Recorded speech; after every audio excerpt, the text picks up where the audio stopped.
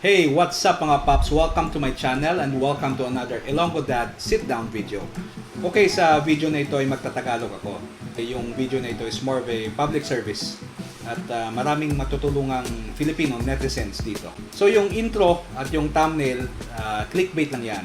Pero di ibig sabihin na di pwedeng mangyari yan. In fact, nagiging concern ito ng maraming app users at Filipino netizens. Especially yung mga gumagamit ng app na tinatawag na FaceApp. So ang tanong, pwede na bang gamitin ng Russia or ng ibang tao ang mga photos mo or yung ibang user content mo without your consent kapag gumamit ka ng mga apps tulad ng FaceApp? So here's the quick answer to that. Yes. Okay, that's it. So thank you for watching my video. Ilonggo Dad, out. Wait. There's more you need to know at makakatulong sa inyo to. Okay, alam nyo, as a digital content creator and an internet marketing strategist, curious talaga ako sa mga ganito. For me, it's very important na alam ko mga data policy ng mga websites at ng mga online services. Pag-usapan natin specifically yung FaceApp. So yung FaceApp ay isang mobile application na kaya niyang maglagay ng filters or mag-morph ng facial photos nyo. Pwede na kayong gawing matanda, gawing bata, lagyan kayo ng balbas, gawin kayong babae, mga ganong bagay. Well, actually, yung mga app na ganito is matagal na rin. Meron na mga apps way years before na ganito. However, yung FaceApp ay parang new and improved version. By far, sa lahat ng mga apps ngayon, ang FaceApp ay parang advanced yung facial recognition technology na ginagamit niya. Dahil ito ay nakakatuwa, maraming nag-share ng mga photos nila na nalagyan na ng filter.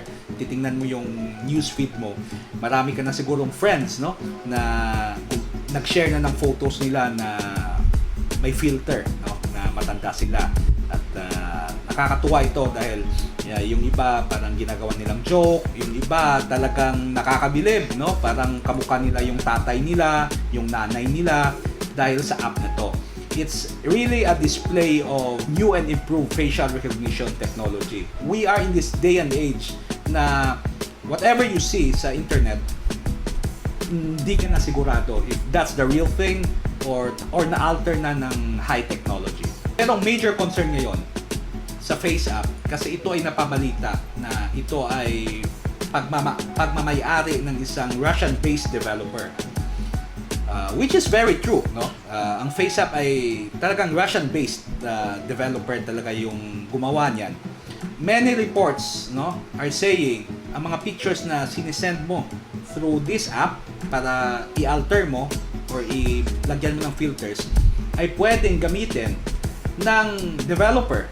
Pwede nilang gamitin yung mga photos na sinasubmit mo for commercial use or whatever they want, no? Malay nyo, no? Paggamit nyo lang ng FaceApp, magugulat na lang kayo, nasa billboard na kayo ng Russia. Okay, para malaman natin kung ano talaga yung limitations at yung pwedeng gawin ng FaceApp developer sa mga photos at user content nyo, basahin natin yung mga terms and conditions nila. I'm sure naman na binabasa niyo yung mga terms and conditions, right? Hindi niyo binabasa. Pero ngayon, basahin natin. So, puntahan natin ang FaceApp terms and conditions, okay? So, okay, ito yung terms and conditions ng FaceApp. So, dito mo talaga malalaman kung anong pwede nilang gawin sa mga photos at user content na sinasubmit nyo. So okay, kung may nasabi akong mali, paki-correct na lang ng kabubuhan ko sa comment section below. So hanapin natin dito, ito, user content. Mababasa natin dito that you retain all rights in and to your user content as between you and FaceApp. Further, FaceApp does not claim ownership of any user content that you post on or through the service. Okay? So basically parang good news, ano? Kaya sabi nila na ang user content ay pag-aari mo talaga and they do not claim ownership. Parang good news, okay? Parang magandang pakinggan. However, meron ditong except for the license you grant below. Oh! Ayan na. Ito na yung controversial part, okay?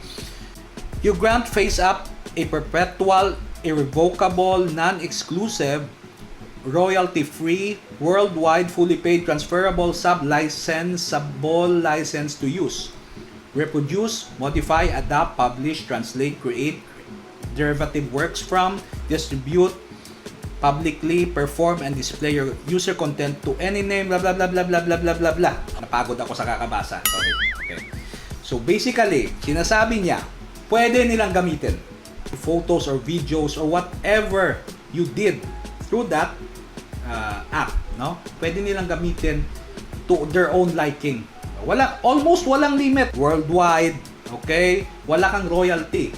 Kung gamitin nila for commercial purposes at pinagkakakitaan nila yung photo mo, wala kang royalty. Hindi sila obligado na magbayad sa iyo. They can even share it around, no? Hindi lang exclusive sa kanila, no? Or sa iyo. So they can even modify your photos to their own liking. Hindi nila pag-aari, pero parang kanila na rin because they can use it in any way they want. Let's go to this, no? Yung FaceApp privacy. Okay? Basahin natin yung information we collect. Okay? Okay, basically ito yung mga kino-collect nilang information. Analytics, cookies, log file, device identifiers. Okay. So, medyo technical mambo-jumbo, no? Pero, in short, ang ibig lang sabihin yan, they also collect your browsing habits. Common na yan eh. Kahit mga websites na pinapasukan nyo, merong mga cookies yan.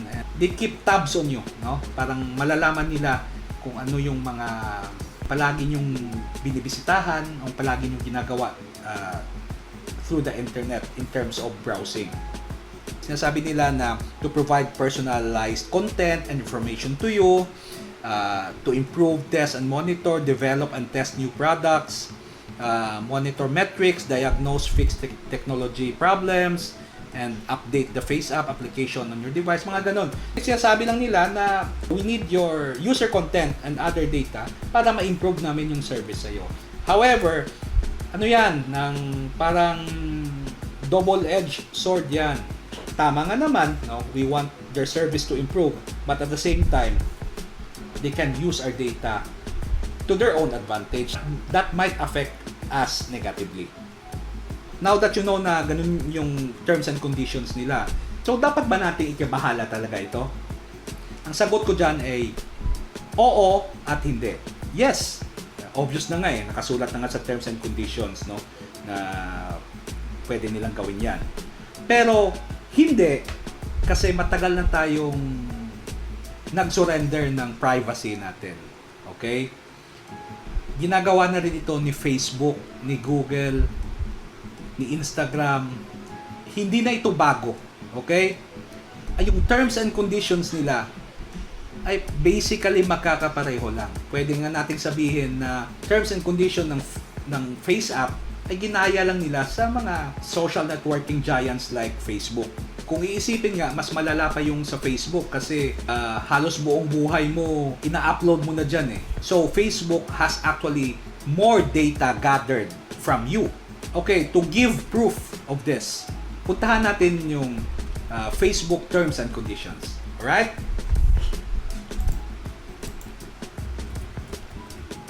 Okay, ito, your commitments to Facebook and our community. Okay, what you can share. Okay, ito, sharing sa Facebook. Okay, what you can share. Okay, ito, basahin natin to ha. The permissions you give us. Specifically, when you share post or upload content that is covered by intellectual property rights like photos, videos, etc. Okay. On or in connection with our products, you grant us non-exclusive, transferable, sub-licensable, royalty-free, and worldwide license to host, use, distribute, modify, run, copy, publicly perform or display, translate, and create derivative works of your content. Okay, consistent with your blah blah blah blah blah. Does it sound familiar? Parang the same lang ano, 'di ba? Try natin yung Instagram. basahin natin yung terms of use nila. Ang Instagram ay ang pinakamalaking photo sharing site in the world. So, I'm sure you're familiar with Instagram. Actually, yung Instagram, pag-aari rin ng Facebook eh. Let's read their terms of use. Instagram does not claim any ownership rights in the text, files, images, photos, etc. Pareho lang ng FaceApp, ano? They do not claim ownership rights. However, by displaying or publishing, posting, you hereby grant to Instagram a non-exclusive, fully paid, royalty-free, worldwide, like translate such content, blah blah blah blah blah. It's the same, okay? Parehong kanta lang. So, pagkakaiba lang ng Facebook at ng Instagram, you can make these photos private, right? No? Sa mga Facebook nyo, pwede nyo gawing private yung photos niya. But as long as it is public, they can use it. Ginawa mo ng private, but for a moment naging public, ibig sabihin, for that moment, pwede pa rin ma-reproduce ng Facebook or Instagram. Okay, so try natin yung Google, okay? Or Google para sa mga Ilonggo or Bisaya tulad ko. So let's read their terms of service.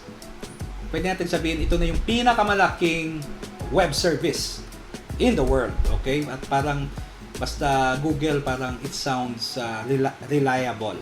Pero, ito yung terms nila. When you upload, submit, store, send, or receive content through our service, lahat ng Google service yan ha, you give Google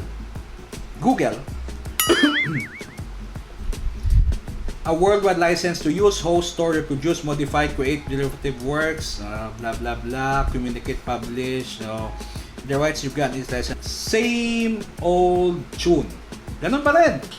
Still saying na they can use your user content almost without limits. Back to my answer, no? Sabi ko kanina, dapat ba natin ikibahala to? Oo, yun nga eh. Pwede nilang gamitin any which way, anywhere. At hindi rin, kasi since the birth of social sites, matagal na nating sinurrender yung privacy natin. This is the day and age that privacy is just an illusion.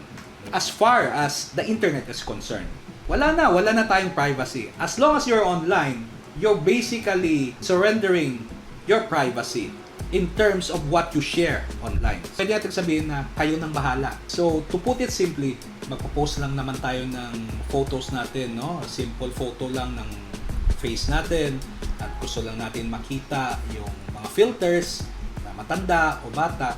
Sa palagay ko, okay lang naman. There's no problem in that, no? Yung katuwaan lang. Just make sure na wag lang kayong post ng photos through this app na pwede nyo ikasira, no? Halimbawa na nakahubad kayo or whatever, because they can use it and nasa terms and conditions yan. So talagang mag-ingat lang kayo. This goes also sa lahat ng mga social networking sites, hindi lang sa FaceApp. Because as you can see, pare-pareho lang naman talaga yung terms and conditions nila. Basically, they're the same. Okay? Nagiging controversial lang yung FaceApp dahil nagiging trending ito. Russian pa yung yung developer. Pero mapa-Russian man yan, mapa-China, mapa-US, nandyan sa sa terms and conditions. Okay, so I hope na nakatulong yung video na ito na maliwanagan kayo sa mga terms and conditions ng FaceApp and of course other social networking sites. Okay mga paps, if you like this video, click the like button, and kung hindi pa kayo nakasubscribe sa channel ko, click subscribe and ring the bell. Ilonggo Dad, out!